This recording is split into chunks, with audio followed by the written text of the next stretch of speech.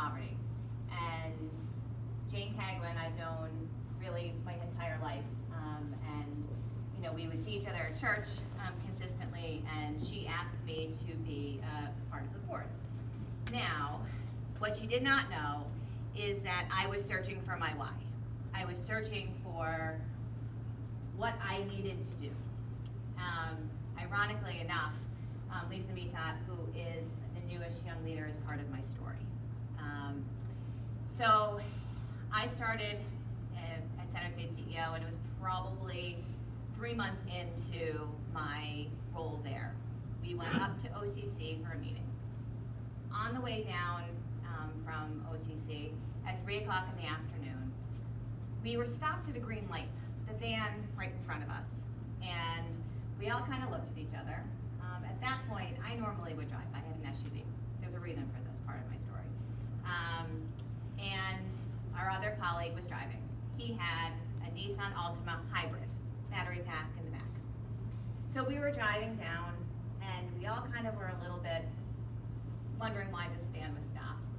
And all of a sudden, our colleague, Kevin Schwab, said, "Get down." Now, you really can't get down in a hybrid because there's no dashboard. We look up, and there are 2 vans, windows shot out, shooting at each other. I don't know if you remember the toddler that that started the whole gang violence with the family. We were part of that. That same bus, that same group hit a bus. It also hit our car. So here we are, pulled over to the side of the road, watching the drive-by shooting happen. Now, I was a single mom. My husband had passed away. My kids were babies. Here I am looking, oh my God, I'm gonna die. I'm gonna die, and my kids are gonna be left with nobody. I was scared to death. We were scared to death. I think I can speak for Lisa as well. Lisa had a new baby at home, and it was probably the most traumatic experience I've ever really faced. Went back to the office, the police came.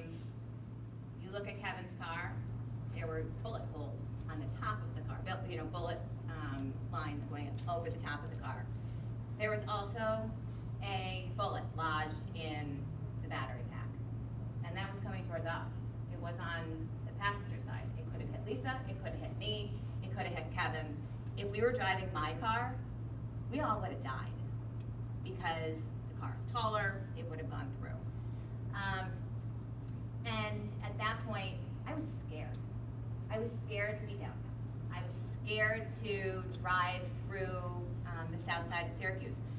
Honestly, it took me a long time to be able to drive through the south side of Syracuse. I'm still scared. I still have that in the back of my mind. And it was probably 6 months later that Jane had asked me to join the board. I was having some things with my son. I had to wait probably 6 months before I could say yes. And as a representative of Center State CEO, it was the right corporate responsibility for me to be a part of this organization. But what it's done for me is I was searching for that why. I was searching for, what can I do to not be scared? What can I do to be part of the solution? And this organization helped me find that why. It helped me engage back in the community. It helped me understand the programs and services that the Salvation Army gives to those that need it most. So I think we were talking about this gang violence program that I didn't even know about until you guys came and spoke to it. There is so much good that this organization does, and that helped me kind of start to overcome all of this.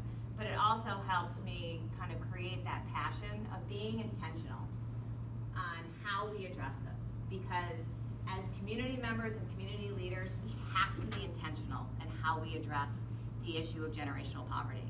And it's our responsibility to be those advocates. It's our responsibility to have our companies be those advocates.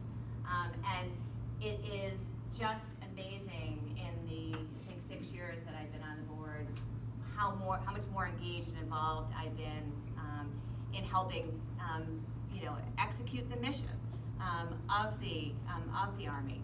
I since left Center State CEO, and so just note that I don't work for Center State anymore. I had to cross it off, and I joined VIP Structures.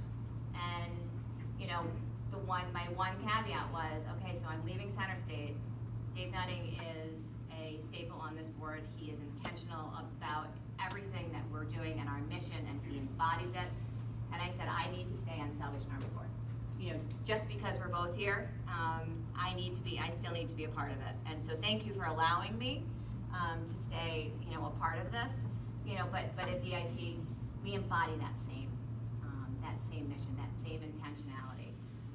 So again, my why is really not a good story, but it turned into me being able to be that advocate, that business advocate, that community advocate.